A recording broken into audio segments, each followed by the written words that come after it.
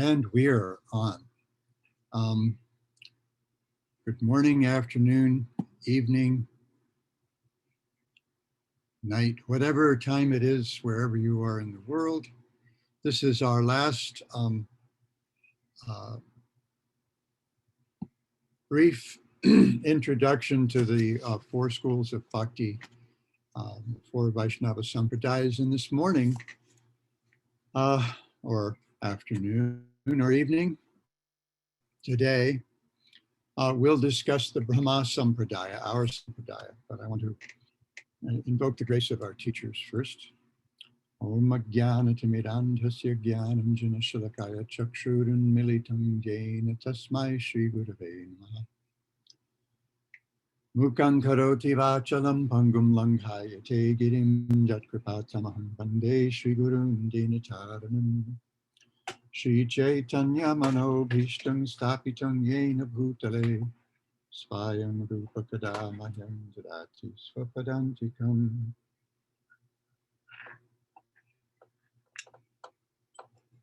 Pancha kalpataruryaścha kripasindhobhya eva cha patitanam pavan Vaishnavebhyo namo namaha. Is my sound okay? That's something I never know. I guess someone will signal if it's not. Okay, so today we'll take a brief look, and it really is only a cursory look at the Brahma Sampradāya. And mostly we'll be looking at it as the Brahma Madhva Sampradāya. This morning it occurred to me that perhaps I have a whole other series to do, another month-long series, and that would be just our Sampradāya, because just as we've seen with the other Sampradāyas, there have been enough complexities that they've kind of changed shape a little bit over time, a couple of them. Well, for example, the Kumara Sampradāya, the Vishnu Swami Sampradāya, is now really manifest in the world as the Pushti Marg, the followers of Vallabhacharya. We don't see anybody kind of following sort of OG Vishnu Swami kind of teachings or practice, but it really that Sampradāya really is manifest these days as the Vallabha Sampradāya or the Pushti Marg. And then we looked last week at the Sri Sampradāya, and there have been some changes there, and well, I think the other one as well, that maybe even since what we consider the foundational acharyas, that there have been some transformations. So we'll see the same thing when we look at the Brahma Sampradāya today.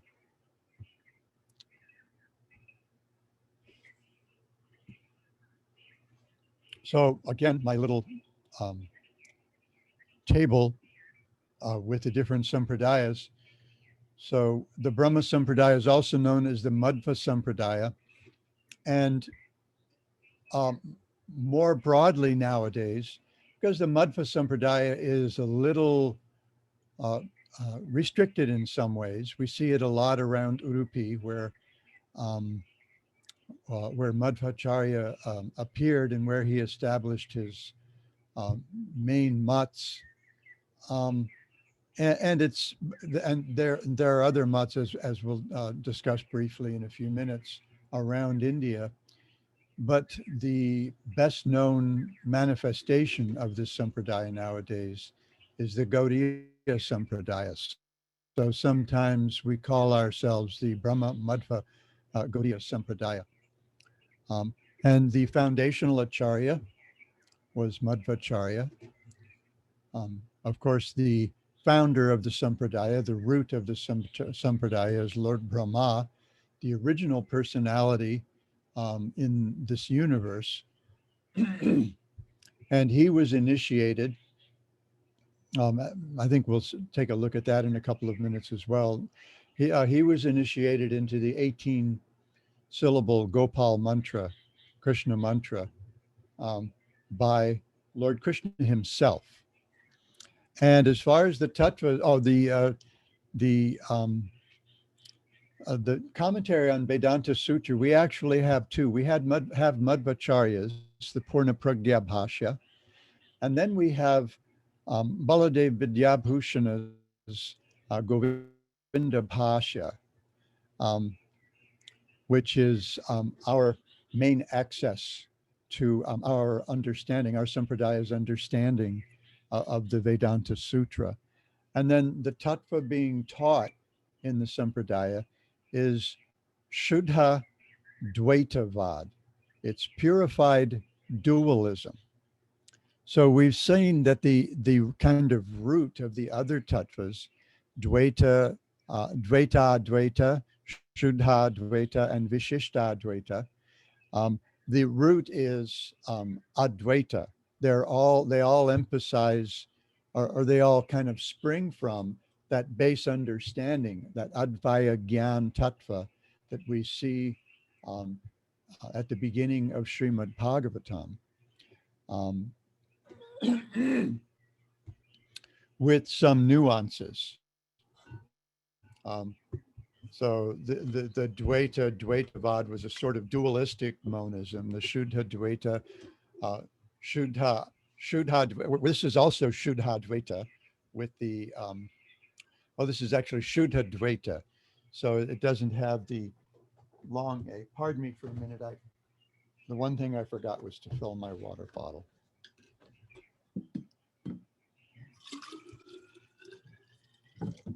I hope I remembered all the other technical things here. But it seems like the water bottle is going to be an important part of our presentation today. So instead of Shuddha Dvaita, this is Shuddha Dvaita.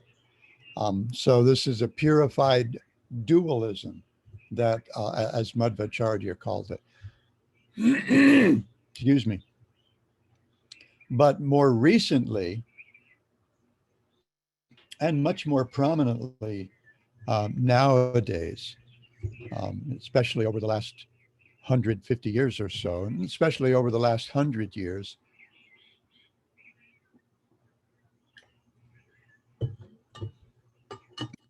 since the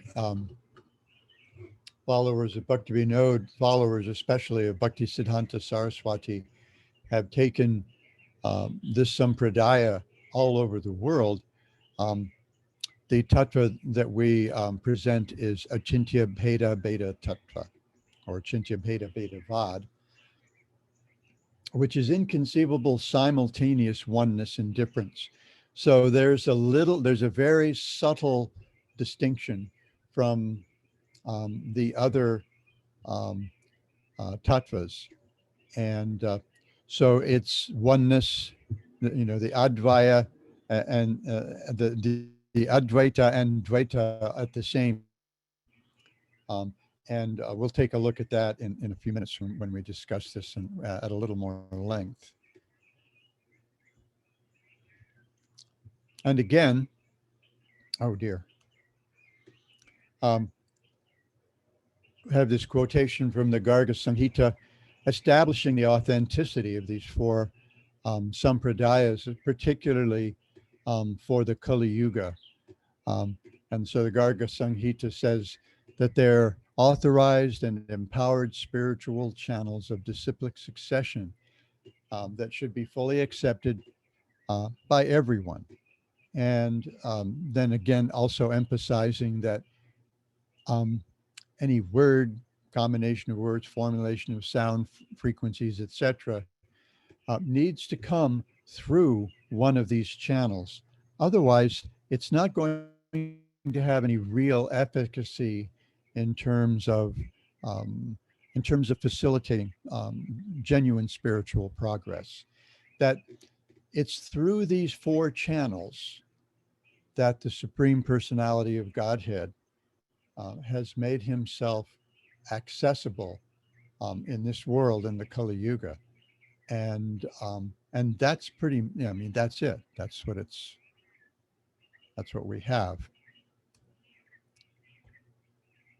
And then again, Lord Chaitanya Mahaprabhu, as we hear from Bhaktivinoda Thakur in the Navadvip Dhama Mahatmya, Mahaprabhu is speaking to Nimbarka Acharya, and he says that he's going to draw from each of the Sampradāyas two essential principles. And so from the Madhva Sampradāya, he says, Madhva hoite saradvaya koriba grahan, eka hoy kevala dvaita nirashan, Krishna murti nitya jani tahara sevan, se tadvitiya sarajan mahajan. So he says from the Madhva Sampradāya, the two essential principles that he accepts are the refutation of the Kevala Dvaita, the exclusive monism um, taught by the followers of Shankaracharya, and service to Sri Krishna's deity form, accepting this form as eternal. And we'll see how that manifests particularly um, through Madhvacharya in just a little bit. And then I have, again, collected a few quotations from Srila Prabhupada about this particular sampradaya that I think are kind of point us to the essence. So as I mentioned before, Srila Prabhupada writes in a purport in the 9th chapter of the second canto of Srimad Bhagavatam. He says, thus Brahma was initiated by the Krishna mantra by the Lord himself, and thus he became a Vaiṣṇava, or a devotee of the Lord, before he was able to construct a huge universe. It is stated in the Brahma Samhita that the Lord Brahma was initiated into the 18-letter Krishna mantra, which is generally accepted by all the devotees of Lord Krishna. So there are two forms of the Krishna mantra, or the Gopal mantra. There's a 10-syllable form, which I think is what we see in the Gopal Tapani Upanishad, and is also the mantra that was given to Gopakumar. And then we have the 18-syllable Krishna mantra, or Gopal mantra, and that is the mantra that our gurus give us on Diksha, at the time of Diksha. We follow the same principle because we belong to the Brahma Sampradāya, directly in the chain from Brahma to Narada, from Narada to Vyas, from Vyas to Madhva Muni, from Madhva Muni to Madhavendra Puri, from Madhavendra Puri to Ishvara Puri, from Ishvara Puri to Lord Chaitanya, and gradually to his divine grace, Bhakti Siddhanta Saraswati, our divine master. Now, this shows up in the 9th chapter because it's in the 9th chapter of the second canto that we see Lord Brahma lost, completely bewildered, surrounded by nothing, sitting on the lotus flower. He hears from the Lord an instruction, repeated instruction, tapa, tapa. So he meditates for a very long time, travels down the lotus stem, finds his source. And eventually here in the 9th chapter, a little bit later in the 9th chapter, we see the Lord personally instructed in 4 verses, which are considered to be a condensed form of the Srimad Bhagavatam. We tend to call this the Srimad Bhagavatam in a nutshell form, these 4 verses, verses 33, 4, 5, and 6 in the 9th chapter. But just before that, the Lord personally approaches Lord Brahma and shakes his hand, which is just, well, I don't know any other way to say it. I can't think of a more eloquent way to say it than that it's just beyond cool.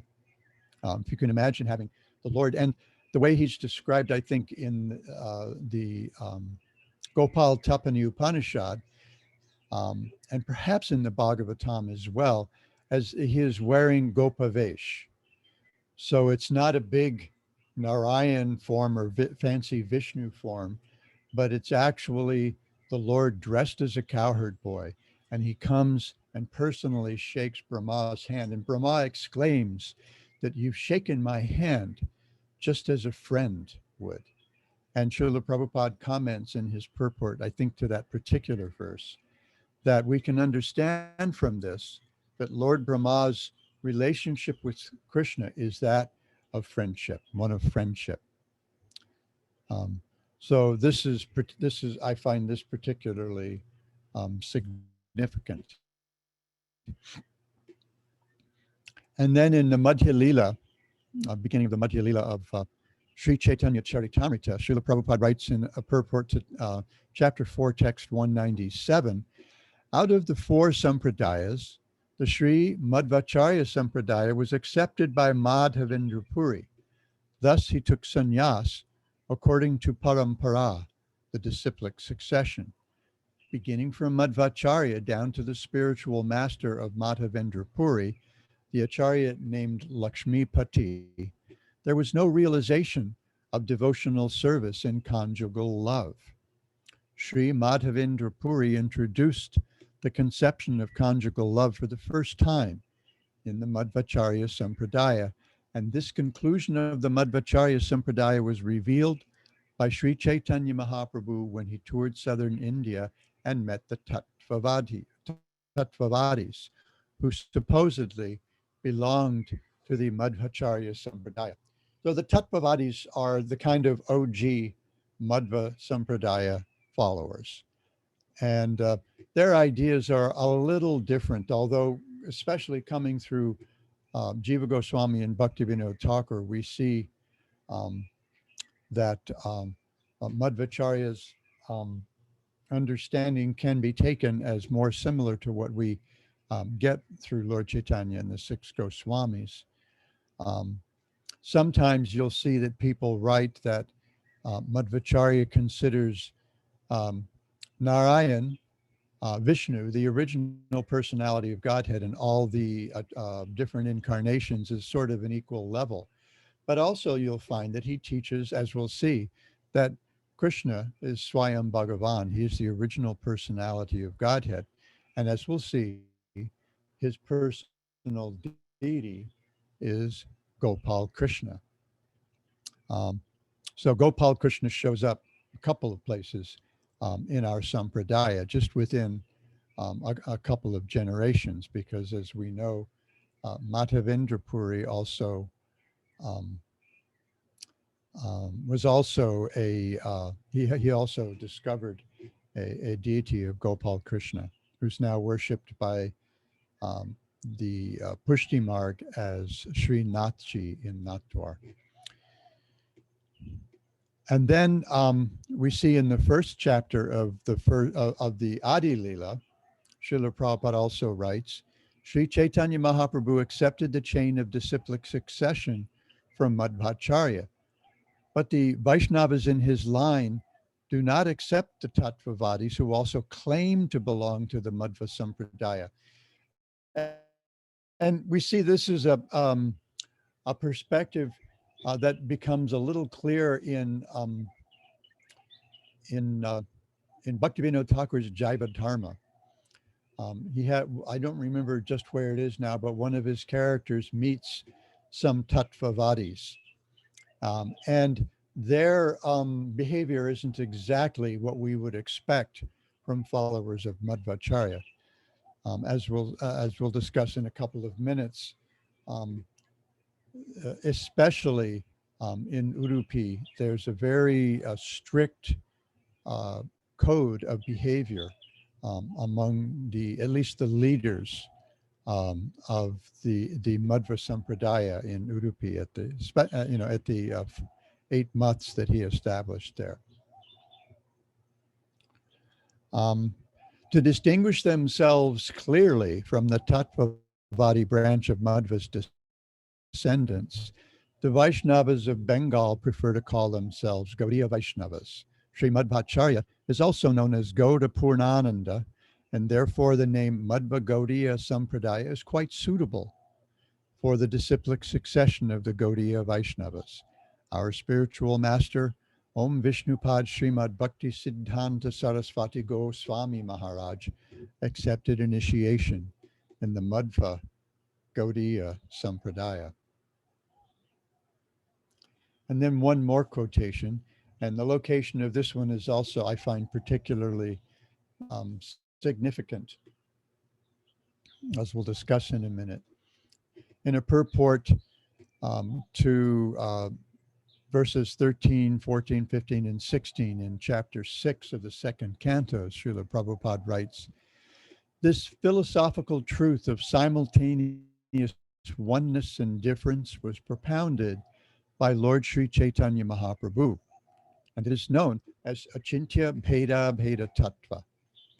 Brahma, Narada, and all others are simultaneously one with the Lord and different from the Supreme Lord. We are all one with him, just as gold ornaments are one in quality with the stock gold. But the individual ornament is never equal in quantity with the stock gold. Sometimes compared stock gold, maybe the storehouse of gold, or perhaps even sometimes the example is used of the gold mine, the original source of the gold. The stock gold is never exhausted, even if there are innumerable ornaments emanating from the stock, because the stock is Purnam, complete. Even if the Purnam is deducted from the Purnam, still the Purnam remains the same Purnam. And this fact is inconceivable to our imperfect senses. Lord Chaitanya therefore defined his theory of philosophy as achintya, inconceivable, and is confirmed in the Bhagavad Gita as well as the Bhagavatam. Lord Chaitanya's theory of achintya bheda bheda tattva is the perfect philosophy of the absolute truth. So I'm particularly struck that Srila Prabhupada makes this point in a purport in chapter 6 of the second canto, because chapter 6 is called Purusha Sukta Confirmed. And what one of the main lesson, the big takeaway for me anyway, from study of the second canto of Srimad Bhagavatam is this achintya bheda bheda tattva. What we see there expressed in different ways throughout the sixth chapter of Canto 2 is that everything is Krishna. There really isn't anything but Krishna, because all that exists is Krishna and his various energies. Parasya Shaktiya Vividhaiva Shruyate. So he has various energies, but we learn also from this canto that these energies, while distinct from the Lord in one sense or another, are also identical with him. And what especially this chapter, the chapter that's called Purusha Sukta Confirmed, tells us that this same philosophy is taught in the Purusha Sukta in the Rig Veda Samhita. And the Rig Veda is the oldest of the Vedas. So this is actually not something invented by Lord Chaitanya. And although it was kind of pretty much labeled as Achintya Bheda Bheda Tattva, branded, I guess you might say nowadays, as Achintya Bheda Bheda Tattva by Jiva Goswami, it wasn't invented 500 years ago by Lord Chaitanya and his followers. They drew this from the teachings of the Srimad Bhagavatam, which comes from the teachings of the Rig Veda, from the Purusha Sukta in the Rig Veda. So this is really the essential teaching of the Vedic literatures. And if I have a chance to look at our Sampradāya over the course of a month, sometime later this year, then we can also examine how it is that Jiva Goswami drew this idea of Achintya Bheda Bheda Tattva from um, from Madhvacharya's teachings. So this is a quotation that I particularly like, especially because of its location. So our foundational acharya is Madhvacharya. Madhvacharya lived from 1238 to 1317 of the Common Era. He was born near Udupi in Karnataka. Karnataka is in coastal South India, and his birth name was Vasudev. This isn't working. Later, he also became known as Purna Pragya, as Anandatirtha, and then later Madhva.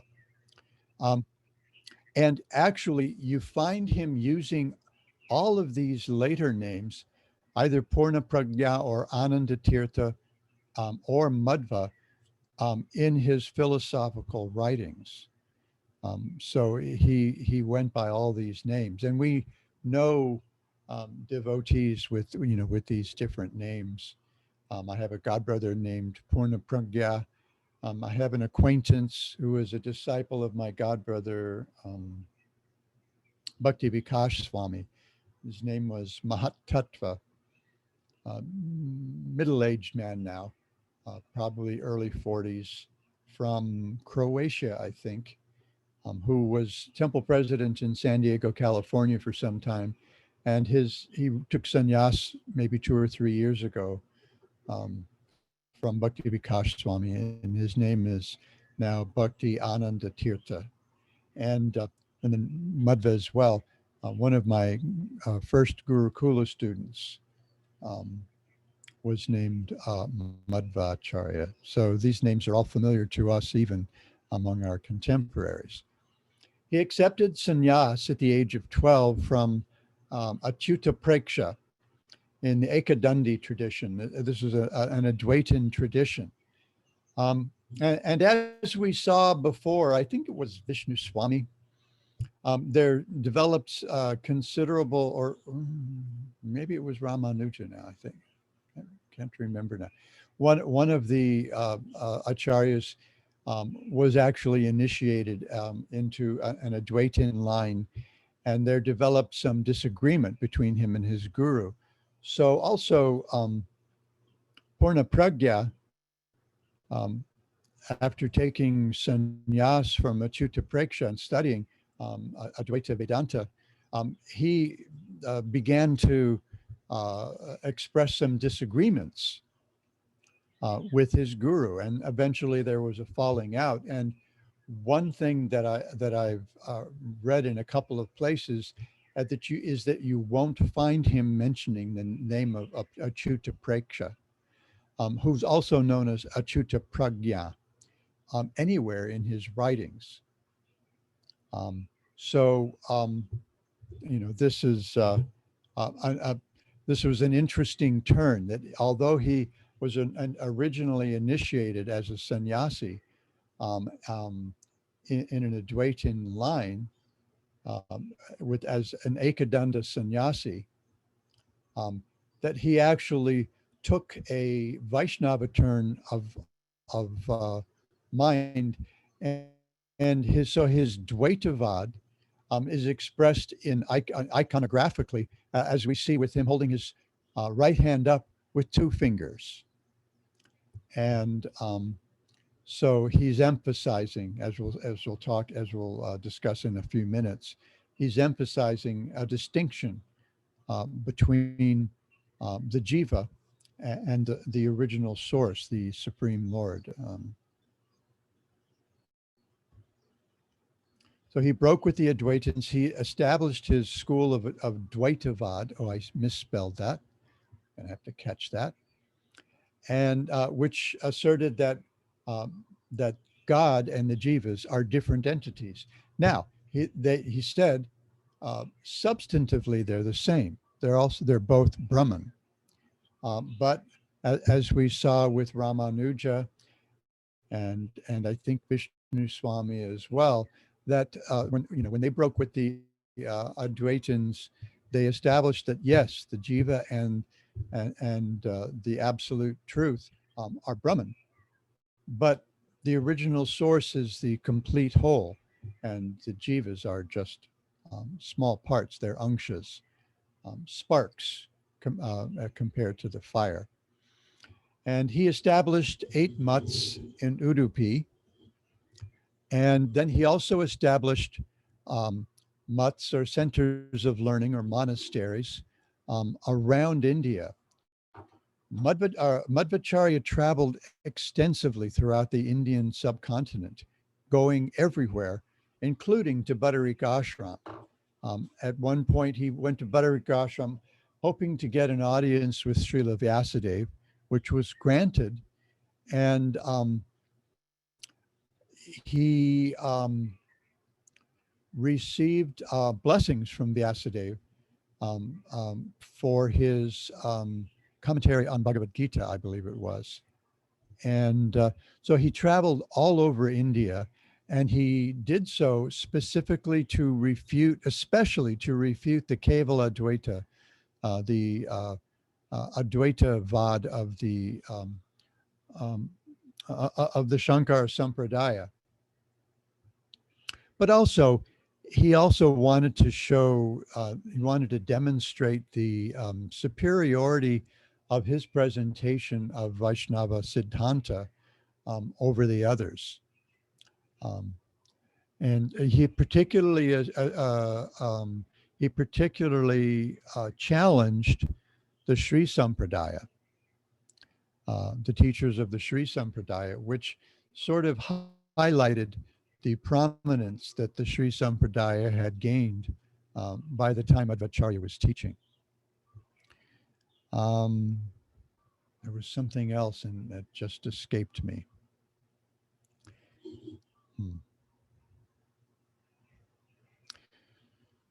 So of these 8 mutts in Udupi, among these 8, actually, I want to go back to the sannyas business.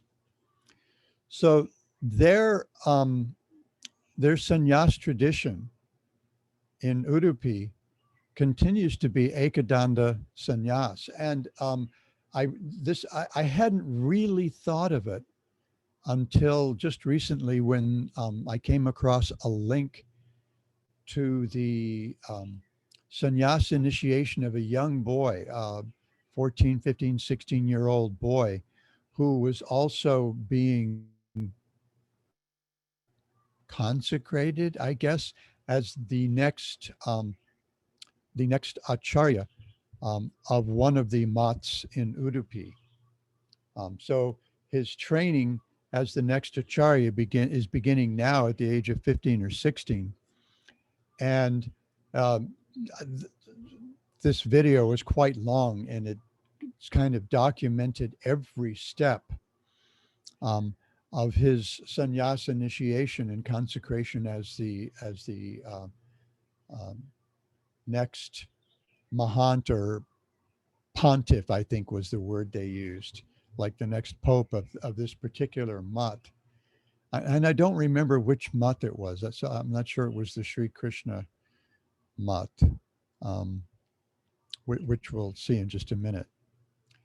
So he was given an ekadanda, and his head was shaved clean, and he gave up his sacred thread on accepting sannyas, just as the Advaitins do. So anyway, I was quite struck by that, because I was thinking, oh, they're Vaishnavas, but it looks like they're taking ekadanda sannyas in pretty much every way, except for the tilak and the actual tattva, the actual teachings. So I was quite struck by that. They showed him bathing after being shaved, having his head shaved, and his head was shaved completely clean, and there was no sacred thread, and the danda he was given was an ekadanda. So at first I found that a little surprising, and then I remembered, and this was confirmed as I was working on this for today, um, that Madhvacharya took sannyas from Achyuta Preksha in this Ekadanda tradition.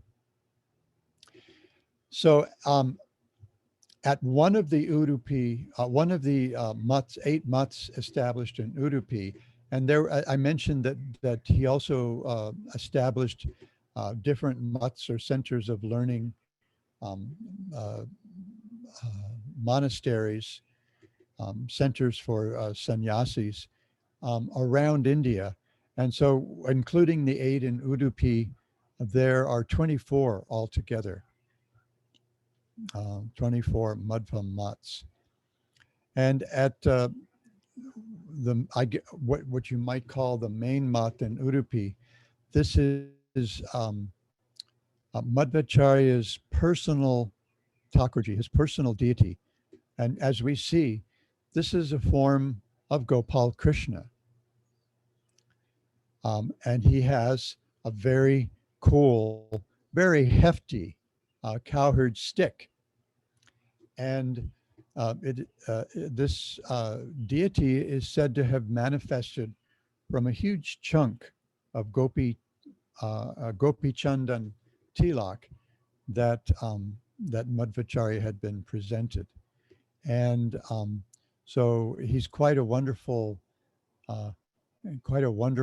deity, um, perhaps self-manifested, we don't know. But this is actually Madhvacharya's own deity. And so therefore, he's Gopal Krishna, but he's also known as Udupi Krishna. So he's Madhvacharya's, and we see how his lotus feet are decorated so wonderfully with big tulsi manjaris.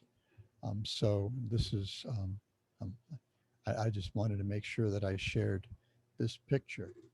Now, as far as his teachings are concerned, this seems to come especially through Jiva Goswami and Bhaktivinoda Thakur, because this looks very much like the nine of the teachings of the what we call the Dashamul Tattva, which we could look at when we look at, if I do a month-long series on our family, our Sampradāya. So his teachings can be boiled down to these 9 specific instructions, that Bhagavan Sri Krishna alone is the absolute truth, one without a second. And I like this. This, for me, one without a second harkens back to, it reminds me of Sri Chaitanya Charitamrita. And there's a verse in Sri Chaitanya Charitamrita that says, Svayam Bhagavan Krishna Ekala Ishwar Advitiya Nandatmaja Rasika Shekhar. Svayam Bhagavan Krishna, that Krishna is the supreme absolute truth. He's the original personality of Godhead himself. Swayam Bhagavan Krishna Ekala Ishwar. He's the singular controller. He's the boss of everything. And this takes for myself, this takes me back to my initial introduction to Krishna consciousness. When I first visited, the first time I visited the Hare Krishna temple here in Honolulu, this was early 1970, by the time I finally went to the temple. I'd met the devotees in May of '69, but as I may have mentioned somewhere before, after having joined the Navy, the U.S. Navy, I had decided that I never wanted to join anything ever again. So I kind of stayed away from the devotees because I was very drawn to them and to the Sankirtan, especially to the Sankirtan. And so I used to go and stand on the other side of the street from the Sankirtan party and watch them chant along with them quite frequently. But I didn't want to get too close. But once I found myself confronted face to face with one of the devotees quite by surprise one evening, and I ended up associating with them. The first time I went to the temple, the deity that was being worshipped at the Honolulu temple at the time was a deity of Kartamisha. This is Govinda Dasi's personal deity. Um, and it's a picture of Krishna like a 5-year-old boy with his hand on his hip, one hand on his hip and the other hand holding a flute. And Prabhupada said he is Kartamisha. That means he's the boss of the household. And when I went into the temple and looked at the altar and saw the pujari waving all these different items, worshiping Kartamisha, even though I grew up very deeply Protestant as a boy, when I saw the deity of Kartamisha, the first thing I thought was, I didn't think about idol worship. I didn't think that it was strange. I didn't even think that it was exotic. The first thing I thought, the immediate thought that I had was, well, if that is Krishna, I can see why these people worship him, because he is really beautiful. So I think, many of us have indications in our lives that show that we had most likely had some previous association with devotees. And I think this is one of those things for me. One is even before that, when I first encountered the Sankirtan party at a Jimi Hendrix concert in 1969. When I heard devotees chanting Hare Krishna, I thought, oh, I know this. This is familiar. And I couldn't leave it. All the friends that I had gone to this concert with, they were content to go do something else once we left the concert, the venue, concert venue, the Waikiki Shell. But I couldn't leave the Sankirtan party. I was just stuck there chanting with them. And this was probably another indication that there had been some previous association. So Sri Krishna, Bhagavan Sri Krishna alone is the supreme absolute truth, one without a second. He's the object of knowledge in all the Vedas. The universe is real. It's real, Satya. It's one of Krishna's energy. It's a manifestation of one of Krishna's energies. The differences between Ishvara, God, and the Jiva, or soul, and matter are real. So the difference between Ishvara and the Jiva is that the Jiva is minute. Jiva is also Brahman, but the Jiva is Anu.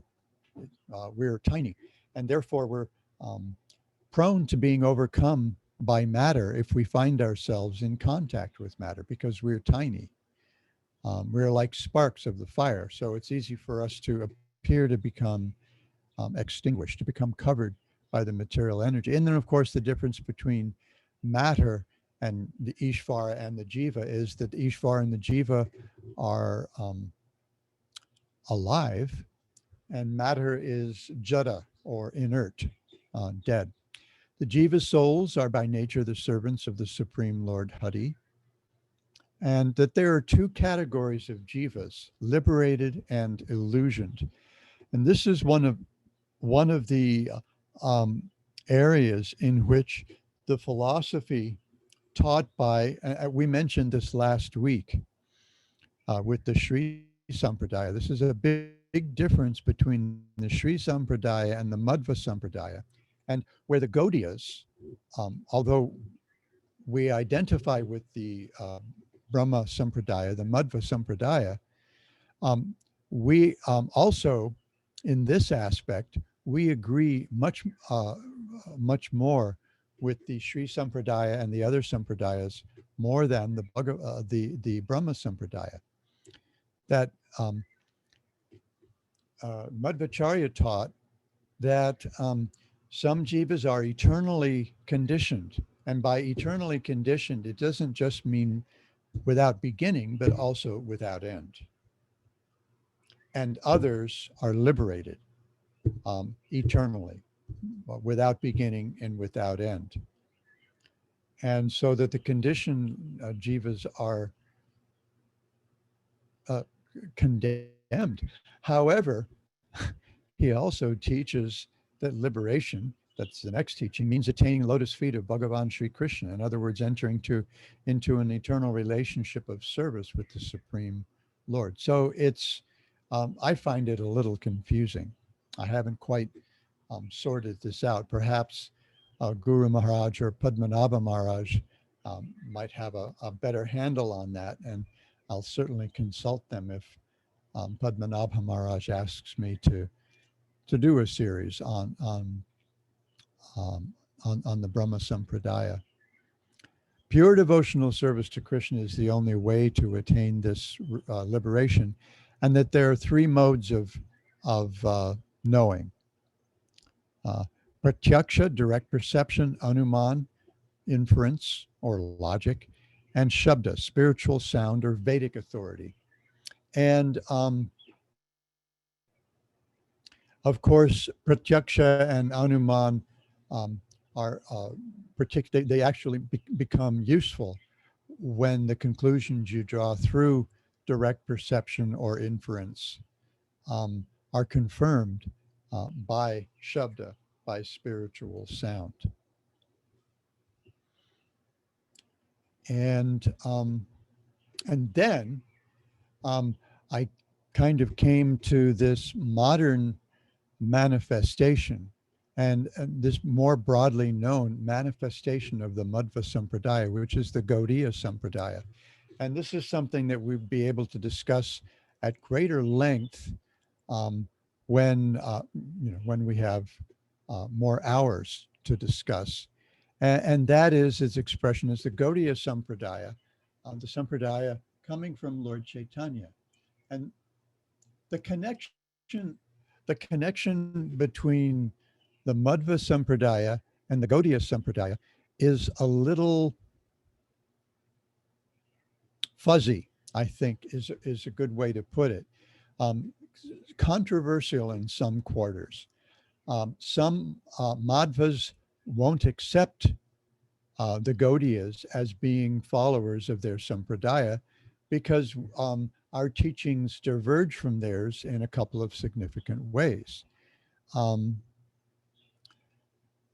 However, and they even dispute the connection that we assert, which is through Lakshmipati Tirtha and Madhavendra Puri. Now we accept Madhavendra Puri as a disciple of Lakshmipati Tirtha, but some Gaudiyas, maybe more narrow-minded Gaudiyas, and some Madhvas will tell us, listen, we don't have a record of Madhavendra Puri, plus he has a different name. The Madhva's tradition, the tradition of sannyas names, just as the Gaudiyas tradition of sannyas, Tridandi sannyas, as conceived by Srila Bhakti and instituted by Srila Bhakti Siddhanta Saraswati Thakur, the name kind of has three parts. There's a sort of a title, which is Bhakti, and a name which may be seen as identifying a characteristic of the sannyasi, or perhaps an aspirational characteristic of the sannyasi.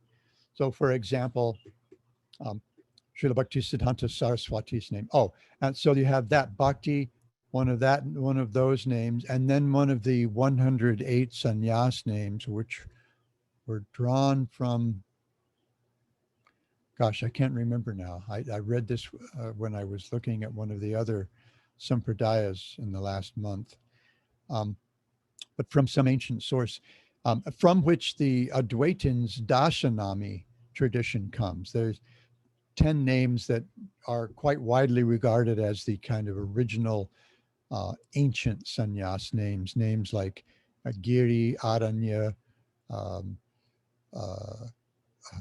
Sagara, Asrama, um, Swami, I think is one of them, like Srila Prabhupada's. So Srila Bhaktisiddhanta Saraswati Thakur's name was Bhakti Siddhanta Saraswati. And Saraswati is the sannyas name, and Bhakti Siddhanta was this sort of a title or something, um, um, that's added so that you have some difference. And he gave, I think he had a dozen and a half sannyas disciples. So like Srila Sridhar Maharaj's name was Bhakti Rakshaka Sridhar. The Sridhar is one of those sannyas names. And Bhakti Rakshaka, he's conceived of as the guardian of devotion, because especially after having written his prayers in glorification of Bhaktivinoda Thakur, Srila Bhaktisiddhanta Saraswati asserted that that the teachings of the line of Bhaktivinoda will always be secure because of the influence of Bhakti Rakshak Sridhar. So Srila my spiritual master, my Guru Maharaj's sannyas name is Bhakti Vedanta Swami. And Swami is one of those 10 names out of the 108 names. And he was given the name Bhakti Vedanta Swami. Interestingly, after having been given the title of Bhaktivedanta by the devotees, I think in the late 40s, sometime in the 40s, they wanted to give him a name marking his particularly incisive understanding of Gaudiya Vedanta. So they wanted to give him the name Bhakti Siddhanta, that he understands the conclusion of bhakti. But some of the godbrothers objected, saying that, well, it would be inappropriate to give the guru's name to a disciple. So they consulted, as they usually did in such cases, with His Divine Grace Bhakti Rakshak Sridhar Dev Goswami. And he said, well, we can call him Bhakti Vedanta. It has the same meaning. And it avoids the controversy. So he was named Bhakti Vedanta even before Bhakti Pragyan Keshava Maharaj, who gave him sannyas, decided that that was just a really cool name. And he has a tradition of, and it continues to this day in the lineage coming from him, of naming his Tridandi sannyasis Bhakti Vedanta and then one of the sannyas names. So Bhakti Vedanta, Srila Prabhupada, Abhay Charanaravinda Bhakti Vedanta, was given the sannyas name of Bhakti Vedanta Swami. And my sannyas name, the title was more aspirational, Bhakti Abhaya Ashram. I sometimes half joke that my middle name is Fearless, and Guru Maharaj Tripurari, Swami Tripurari explained at my sannyas initiation that he says, oh, the sannyas ashram can be a bit of a scary place. And our friend Babru has taken his time coming here, actually entering the sannyas ashram, did it rather cautiously. My wife and I prepared over a number of years. God, seems like 8-9 years, getting ourselves ready for me to accept sannyas. So he gave me the name Bhakti Abhaya Ashram for two reasons. There was kind of a double meaning. One was I'm fearless in the sannyas ashram, but also he connected it with Srila Prabhupada because his name was Abhay Charanaravinda. So I'm fearless by taking shelter of my own guru's bhakti. And I think there he was referring specifically to Srila Prabhupada's affinity for Sakya Rasa. So there's sometimes some controversy over whether Madhavendra Puri was really a disciple of Lakshmipati Tirtha, because first of all, he had a different sannyas name. He wasn't a Tirtha, he was a Puri. And there weren't Puris in Madhva's line. They were all Tirthas like him. Ananda Tirtha, his name was probably Madhva Ananda Tirtha, because their tradition was to give the first part of the name would be Madhva, and then the last part would be Tirtha, and then there would be the sannyas name in between. We see another tradition even in the Gaudiya Sampradāya coming from Bhakti Siddhanta Saraswati, the lineage coming from Srila Prabhupada's godbrother Bhakti Hridoya Ban Maharaj, is that they name them Bhakti something or other Ban, or Van actually. It's Van, forest, which is one of the 10 original, sometimes considered original names. So sometimes there seems to be a kind of tenuous connection between the Gaudiya Sampradāya and the Madhva Sampradāya, but we actually have ample evidence to support that that connection. So and then especially over the last 150 years or so,